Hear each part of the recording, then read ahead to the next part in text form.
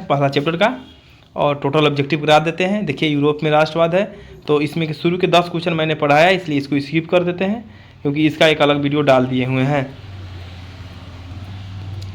चलिए चैप्टर 10 से पढ़ाते हैं, क्वेश्चन नंबर 11 से पढ़ाते हैं कि गैरिबाल्टी पेशे से क्या था। गैरिबाल्टी पेशे से एक नाविक था, और गैरिबाल्टी जान लीजिए किस देश के था, तो गैरिबाल्टी आपका इटली के था। गैरिबाल्टी कहाँ के था, तो आपका गैरिबाल्टी जी इटली के थे। नेक्स्ट है आपका कि इटली एवं जर्मनी वर्तमान में किस महादेश के अंतर्गत आता है। इटली एवं जर्मनी, तो देख लीजिए इटली और जर्मनी यूरोप महादेश में आता है। इटली, जर्मनी, ब्रिटेन, इसके अलावा जितना भी धनी देश है सब यूरोप महादेश में ही आता है, तथा सबसे धनी महादेश भी यूरोप महादेश है। अगला प्रश्न है आपका, रक्त एवं लौह नीति का अवलंबन किसने किया था। तो रक्त एवं लौह नीति का अवलंबन जो था बिस्मार्क ने किया था, और बिस्मार्क किस देश के थे, तो बिस्मार्क आपका जर्मनी के थे। बिस्मार्क कहाँ के थे, जर्मनी के थे। इन्होंने रक्त एवं लौह नीति का अवलंबन किया था। और भारत का एक और शासक था जिसका नाम था बलबन, जिन्होंने रक्त एवं लौह नीति का अवलंबन किया था।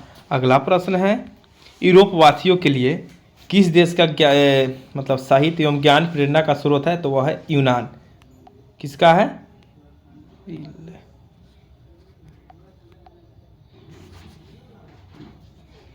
तो इसका आंसर हो जाएगा आपका यूनान। किस देश का है, यूनान का। ध्यान सुनिएगा, यूनान जो था ना तुर्की के गुलाम था, इस पर तुर्की का शासन था, लेकिन यहाँ हितेरिया फिलाइडक नामक एक संस्था बनाया गया, हितेरिया फिलाइडक, और यहाँ आज़ाद कराया गया। यह आज़ाद हुआ एड्रियानोपोल के संधि द्वारा, एड्रियानोपोल के संधि द्वारा। अगला है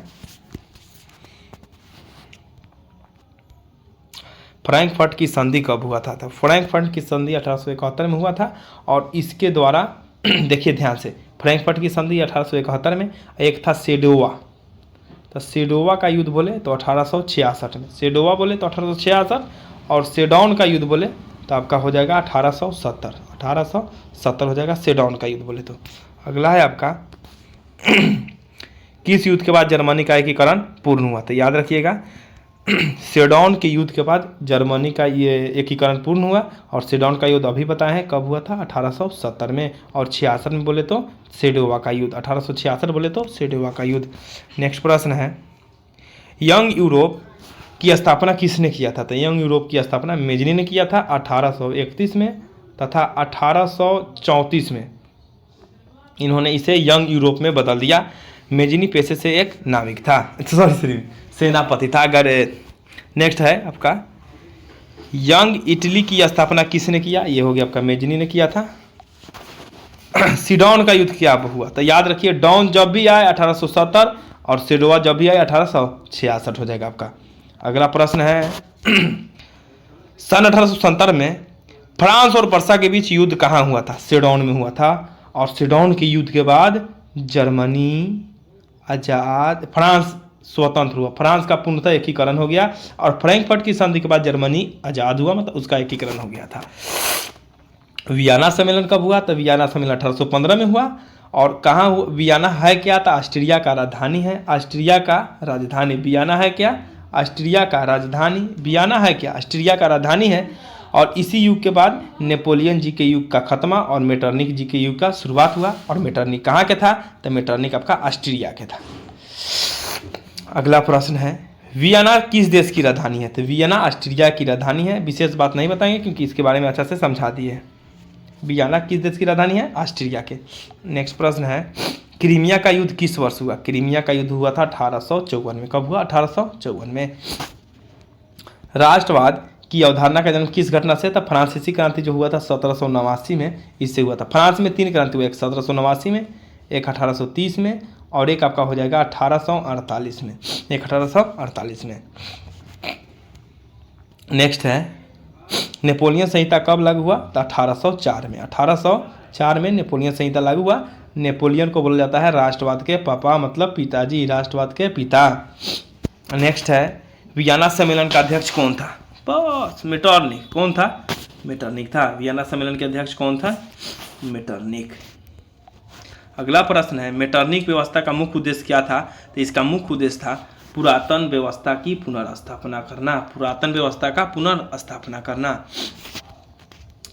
काउंट काबूर की मृत्यु किस वर्ष हुई? तो 1862 में। काउंट काबूर की मृत्यु कब हुआ? 1862 में। नेक्स्ट प्रश्न है, इटली और जर्मनी के एकीकरण के विरोधी कौन था? तो इसका विरोधी ऑस्ट्रिया था, घोर विरोधी था। इसका जो चांसलर था मेटरनिक, राष्ट्रवाद के घोर विरोधी था। 30 नंबर क्वेश्चन है, जर्मनी का एकीकरण किस वर्ष पूर्ण हुआ? तो 1871 में। जर्मनी का एकीकरण कब पूर्ण हुआ? 1871 में।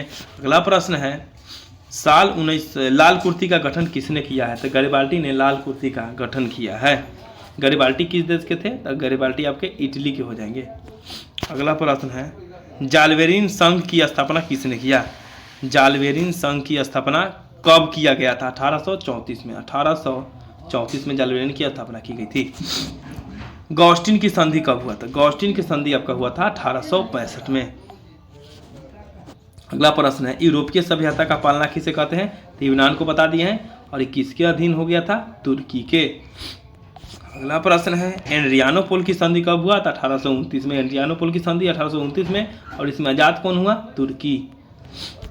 अगला है यूनान, तुर्की नहीं, एड्रियानोपोल की संधि में यूनान स्वतंत्र देश बनकर उभरा था। अगला है, सिडॉन का युद्ध किसके बीच हुआ? तब पर्सा और फ्रांस के बीच सिडॉन का युद्ध कब हुआ था? 1870 में। सेडोवा बोले तो 1866 में। अगला प्रश्न है, किस वर्ष यूनान को स्वतंत्र राष्ट्र घोषित किया गया? 1832 में। कब घोषित किया गया? 1832 में। परिणाम किस संधि के था? एड्रियानोपोल का। एड्रियानोपोल संधि।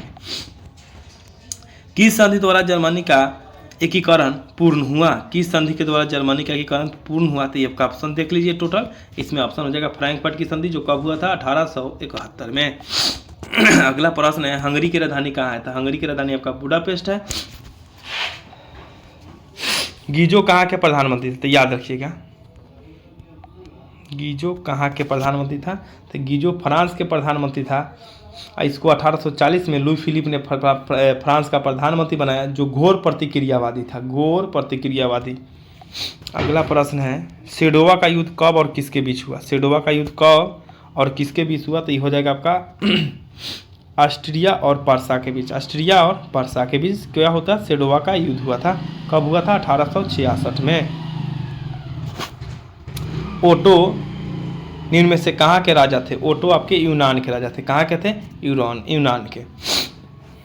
तो ये रहा पहला चैप्टर का टोटल ऑब्जेक्टिव, और ज्योग्राफी का ऑब्जेक्टिव तुरंत 10 मिनट बाद आपको लोग के लिए अपलोड कर देते हैं।